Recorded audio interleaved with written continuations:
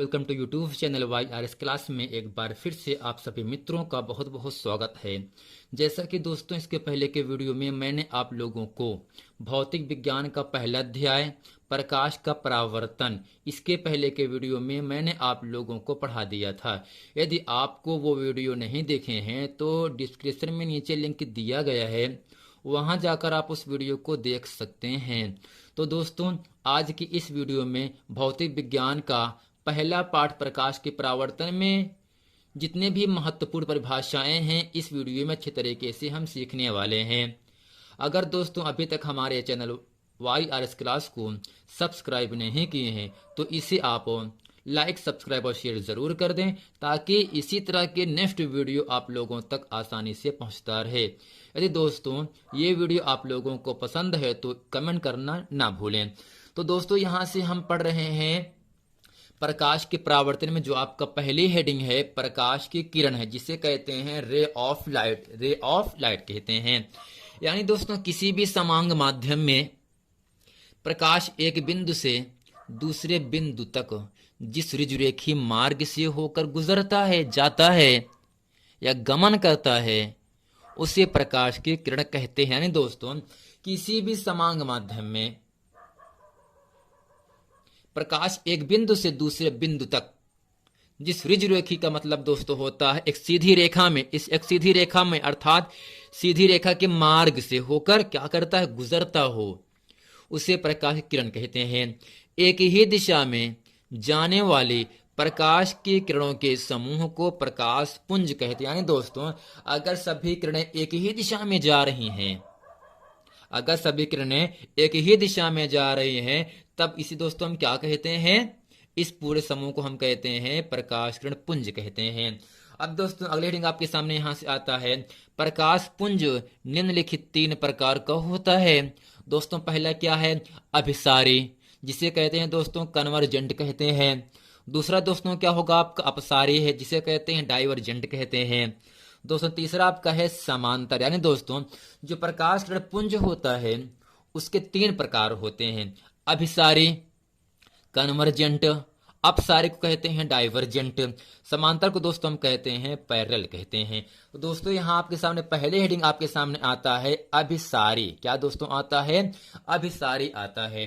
दोस्तों इसमें हम समझेंगे और लिखेंगे, यदि सभी प्रकाश किरणें किसी एक ही बिंदु पर मिल रही हों, यानी दोस्तों जितनी भी किरणें प्रकाश की आए वो सभी किसी अगर एक बिंदु पर आकर मिल रही हों तब इस बिंदु को दोस्तों हम क्या कहते हैं, अभिसारी बिंदु कहते हैं। क्या दोस्तों कहते हैं, अभिसारी बिंदु कहते हैं। कहने का मतलब इतना है इसमें जितने भी किरणें आ रही हैं वो सभी किरणें बिंदु ओ पर क्या हो रही हैं दोस्तों, इंटरसेप्ट हो रही हैं, प्रतिच्छेद कर रही हैं ना, कहा किस बिंदु पर, ओ पर। अर्थात अगर प्रकाश की सभी किरणें, समस्त किरणें केवल एक ही बिंदु पर आकर मिल रही हैं तो इस बिंदु को हम क्या कहते हैं दोस्तों, अभिसारी बिंदु कहते हैं। और दोस्तों इसे अभिसारी प्रकाश किरण पुंज कहते हैं क्योंकि इसमें कई किरणें हैं, 1 2 3 4 5 किरणें हैं। जितने भी किरणें दोस्तों आ रहा है ये सभी बिंदु ऊपर क्या हो रहा है, आकर मिल रहा है, इसलिए इस बिंदु को हम कहते हैं अभिसारी बिंदु कहते हैं। दोस्तों अभिसारी का मतलब होता है प्रकाश किरणों का एक बिंदु पर आकर मिल जाना, प्रकाश किरणों का एक बिंदु पर आकर मिल जाना। लेकिन दोस्तों अपसारी का मतलब होता है प्रकाश किरणों का एक ही बिंदु से जाती हुई प्रतीत होना, प्रकाश किरणों का एक ही बिंदु से जाती हुई प्रतीत होना। यानी दोस्तों जब प्रकाश की किरणें किसी एक बिंदु से आती हुई प्रतीत हो रही हों तो इसे अभिसारी प्रकाश किरण पुंज कहते हैं। यानी दोस्तों कहने का मतलब इतना है, जब प्रकाश की समस्त किरणें किसी एक बिंदु से आती हुई प्रतीत हो रही हों तो इसे अपसारी प्रकाश किरण पुंज कहते हैं। दोस्तों इसमें जो आपका बिंदु ओ है, इस बिंदु ओ से पहली किरण आपका ए मान सकते हैं, दूसरा दोस्तों बी हो गया, तीसरा सी, चौथा डी, पांचवा ई आपका है। यानी जितने भी किरणें आपकी यहां से जा रही हैं वो सभी किरणें बिंदु ओ से जा रही हैं, तो इसलिए दोस्तों बिंदु ओ को हम कहते हैं अपसारी बिंदु कहते हैं। अर्थात दोस्तों जब प्रकाश की समस्त किरणें किसी एक बिंदु से आती हुई प्रतीत हो रही हों तो इसे अपसारी प्रकाश किरण पुंज कहते हैं। तो फ्रेंड उम्मीद करते हैं प्रकाश की किरण प्रकाश पुंज निम्नलिखित 3 प्रकार का होता है, अभिसारी और दूसरा दोस्तों क्या है, अपसार। इसे अच्छे तरीके से आप समझ गए होंगे। अब दोस्तों अगला आपका आता है समांतर, जिसे दोस्तों कहते हैं पैरेलल कहते हैं। क्या कहते हैं? पैरेलल कहते हैं। यानी दोस्तों यदि प्रकाश किरणें परस्पर समांतर हों तो इसे समांतर प्रकाश किरण पुंज कहते हैं। यानी दोस्तों जब दो किरणों के बीच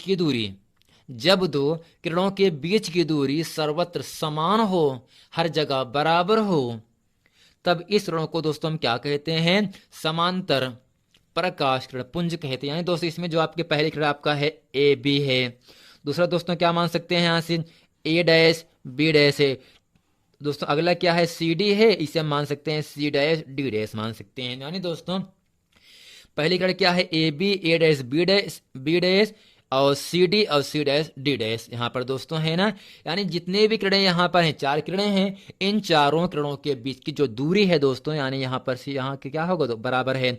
जितनी दूरी ये है उतनी दूरी यहाँ पर है, उतनी दूरी यहाँ पर है और उतनी ही दूरी नीचे भी है। यानी जितनी किरणें जा रही हैं उन सब के बीच जो आपकी गैपिंग है, जो दूरी है, वो हर जगह दोस्तों क्या है? बराबर है। अगर दोस्तों बराबर है हर जगह पर दूरी, तो यह दोस्तों क्या होगा? आपका समांतर होता है। यानी यदि प्रकाश किरणें परस्पर समांतर हों तो इसे समांतर प्रकाश किरण पुंज कहते हैं। कहने का मतलब दोस्तों इतना है, जब प्रकाश की किरणें एक दूसरे के बीच की जो दूरी हो, अगर वो सर्वत्र बराबर हो, हर जगह बराबर हो, दोस्तों उसे हम क्या कहते हैं?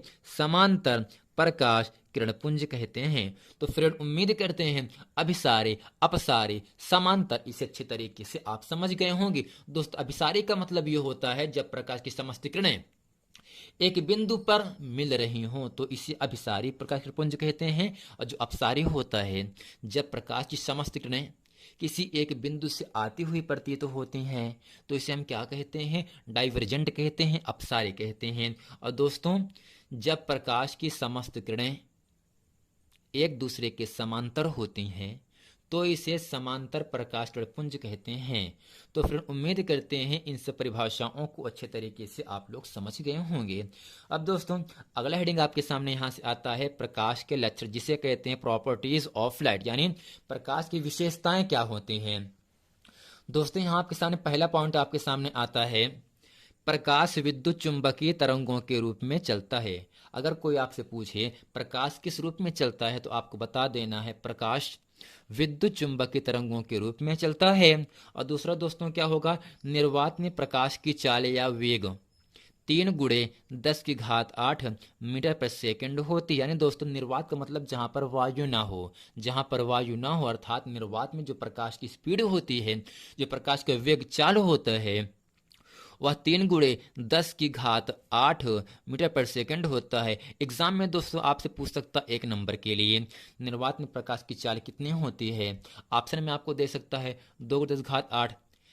इन ऑप्शनों में एक ऑप्शन आपको मिलेगा 3 × 10⁸ मीटर पर सेकंड, यही ऑप्शन आपका सही हो जाएगा। अब दोस्तों तीसरा पॉइंट आपके सामने आता है, प्रकाश एक सरल रेखा में गति करता है। यानी दोस्तों जो आपकी प्रकाश है वो सदैव एक सीधी रेखा में गमन करता है, गति करता है, जाता है।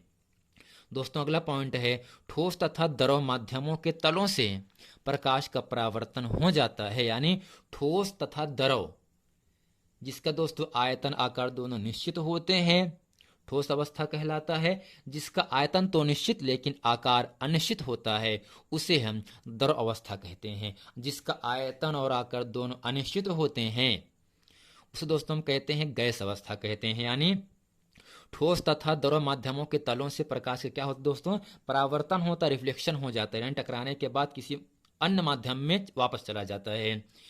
दोस्तों अगला पॉइंट है, यदि प्रकाश एक पारदर्शक माध्यम से दूसरे पारदर्शक माध्यम में आता है तो उसका अपवर्तन हो जाता है। यानी दोस्तों कहने का मतलब इतना है, जब प्रकाश एक पारदर्शक माध्यम से होकर दूसरे पारदर्शक माध्यम में प्रवेश करता है, जाता है, तो उसका दोस्तों क्या होता है? अपवर्तन हो जाता है। दोस्तों पारदर्शक माध्यम किसे कहते हैं? ऐसा माध्यम जिनसे होकर प्रकाश का अधिकांश भाग या संपूर्ण भाग आर पार निकल जाता है। दोस्तों इसे हम क्या कहते हैं? पारदर्शक माध्यम कहते हैं। जैसे दोस्तों क्या हो गया, कुछ स्वच्छ जल हो गया, ठीक है ना, और कांच हो गया, इन सब में होता क्या दोस्तों, प्रकाश आर पार निकल जाता है ना, तो इसे दोस्तों हम क्या कहते हैं, पारदर्शक माध्यम कहते हैं। दोस्तों अगला है दृश्य प्रकाश का तरंग दैर्ध्य 3900 एंगस्ट्रॉन से 7800 एंगस्ट्रॉन तक होता है। दोस्तों दृश्य का मतलब देखना, कहीं कहीं लाइट बहुत तेज आती है, उसका भी दोस्तों क्या होता है, उसका भी एंगस्ट्रॉन होता है। अगर दोस्तों प्रकाश का एंगस्ट्रॉन 3900 एंगस्ट्रॉन से 7800 एंगस्ट्रॉन के बीच में है, तब उस प्रकाश को हम देख सकते हैं, लाइट को हम देख सकते हैं। अगर इससे ज़्यादा हो गया तब क्या होता है, हमें वस्तु को देखने में काफ़ी दिक्कत का सामना पड़ता, कहते हैं ना बहुत चमक रहा है। यानी जब प्रकाश का तरंग दैर्ध्य 3900 एंगस्ट्रॉन से 7800 एंगस्ट्रॉन तक हो जाता है, तब हम प्रकाश को दोस्तों क्या कर सकते हैं, देख सकते हैं, दृश्य कर सकते हैं। दोस्तों अगला है प्रकाश तरंगों के लाक्षणिक गुण व्यतिकरण, विवर्तन तथा ध्रुवण प्रदर्शित करता है। दोस्तों व्यतिकरण, विवर्तन तथा ध्रुवण, इन सबको हम पढ़ेंगे इसके नेक्स्ट क्लास में, यानी क्लास 11 में। व्यतिकरण किसे कहते हैं, विवर्तन किसे कहते हैं, ध्रुवण किसे कहते हैं, इन सभी परिभाषाओं को अच्छे तरीके से हम सीखेंगे। तो फिर हम उम्मीद करते हैं प्रकाश की किरण, प्रकाश पुंज निम्न के 3 प्रकार का होता है, अभिसारी, अपसारी, समांतर, और दोस्तों प्रकाश के लक्षण अर्थात प्रॉपर्टीज ऑफ लाइट इस वीडियो में हम अच्छे तरीके से सीख चुके हैं। तो फिर उम्मीद करते हैं ये पूरा प्रश्न वीडियो आप लोगों को बहुत अच्छे तरीके से समझ में आ गया होगा। मिलते हैं फिर नेक्स्ट वीडियो में, तब तक के लिए थैंक यू।